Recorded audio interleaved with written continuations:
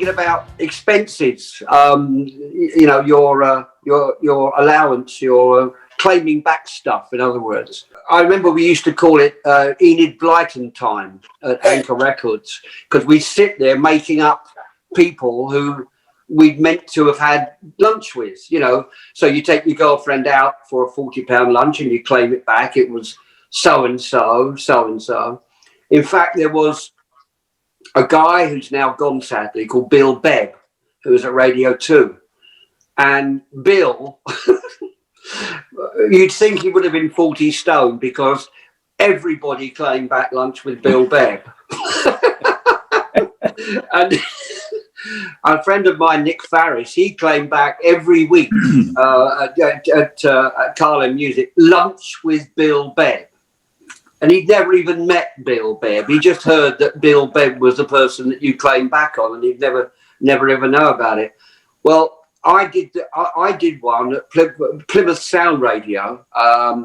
The chap in question was Ian Calvert, and I was working for Chrysalis, and I took someone out for a hugely expensive meal with a generic receipt, and put in my expenses, lunch, Ian Calvert, Plymouth Sound. The next thing I know, Chris Stone, who is the boss of Chrysalis, or our boss at the time, I think, Griffin. He summoned me into his office. He said, "I'm sorry, but I'm going to have to fire you." And I said, "Well, why?" He said, "Well, you claimed that on the 25th you had lunch with Ian Calvert." I said, "Yeah." He said, "Yeah, but so did I." I said, "What?" He said, "Yeah, I've claimed that as well. So if anyone's going to be fired, it's not me. I'm fired." So everyone was doing it. Aesop's fables, we just sit around and just magic people up. Oh, and we'd earn more in our expenses than our wage, generally every month. A basic, but you could have a half of that again for stuff you actually made up. It was an incredible life.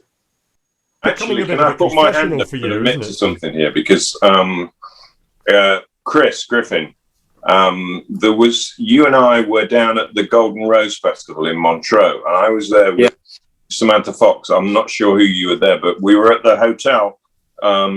It wasn't the Eden Olac, it was the one next to it, and we're in the bar afterwards. And you made the classic mistake of going to get a drink and giving your room number. And then you went to bed. But the rest of that evening, I must have put about 400 quid on your room number. And I never found out whether you got away with it, whether you had to pay it or whatever. And it got used after I went to bed as well, because Samantha's security guy stayed up till about 4 a.m, was still using your room number. So I apologise if you got into a deep shit about that. I've forgotten that. It was too long ago.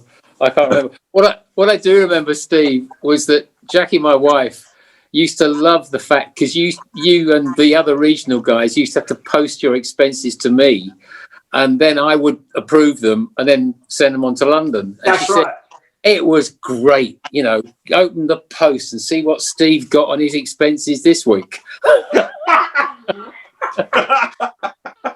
It was entertainment.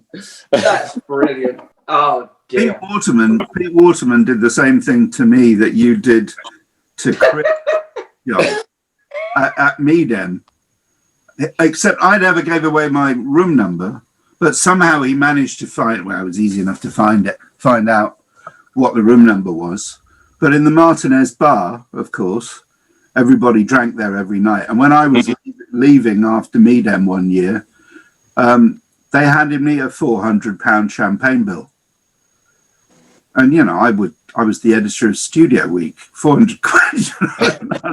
Not a cat and hell's chance. And I said, I haven't spent 400 quid. I haven't bought any champagne. They went, "Oh, yeah, you have. Oh, yes, it's all signed for." And they gave me the receipts. And they were like written in crayon by a 3-year-old. And I found out Waterman never was good at joined up, was he? No, he wasn't. And I think it was because I testified at the court case between the Hit Factory in New York and Pete Waterman's operation in London after they opened up in CBS studios as the Hit Factory London. And he sued them in the High Courts. I don't know if any of you remember this, but he sued them because he said, my place is the Hit Factory, even though it wasn't, it was PWL Studios.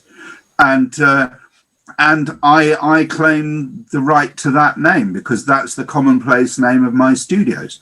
21 days in the High Court, fighting between Pete Waterman and Eddie Germano, which is not the wisest thing to do, to be honest.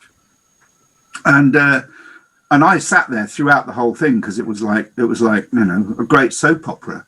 And at the end of it, the judge, towards the end of the case, the judge said, there's a gentleman who's been here every day all the way through this, and I understand that I'd like to hear what he has to say.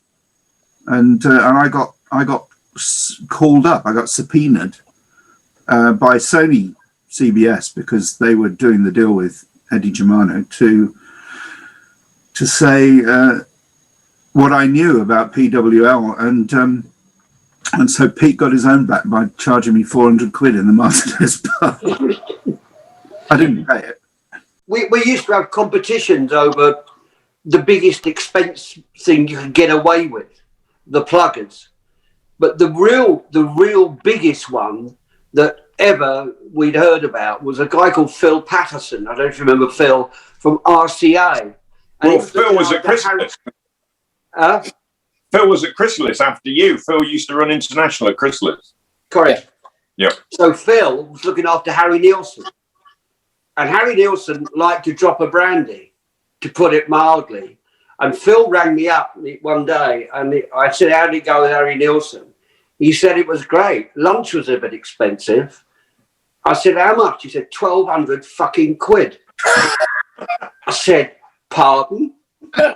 And Harry Nilsson had drunk 3 bottles of vintage brandy. I think it was something like £300 a bottle or something. He drunk 3 bottles of brandy at lunch. And you can imagine the problems Phil had getting that through.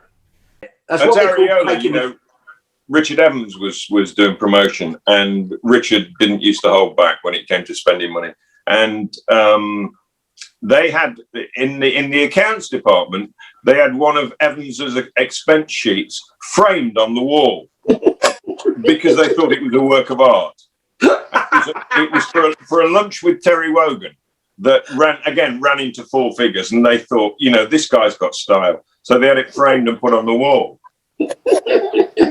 And actually, just talking about this is again another story, slightly tangential, but Sam Fox, she had this security guy he used to have a karate school in Camden, and he wasn't a big guy, but he was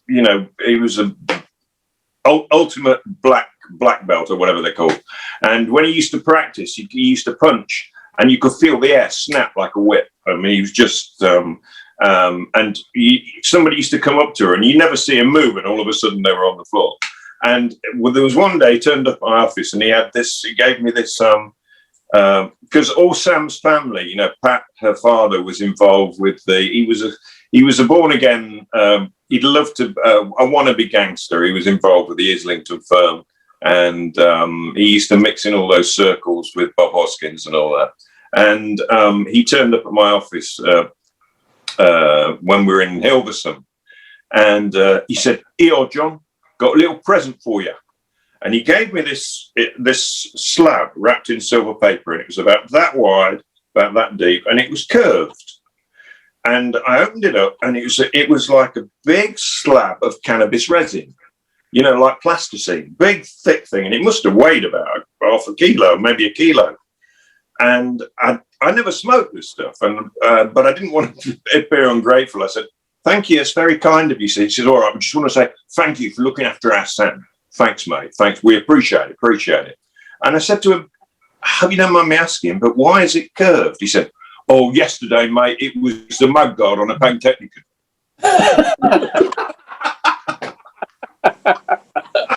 I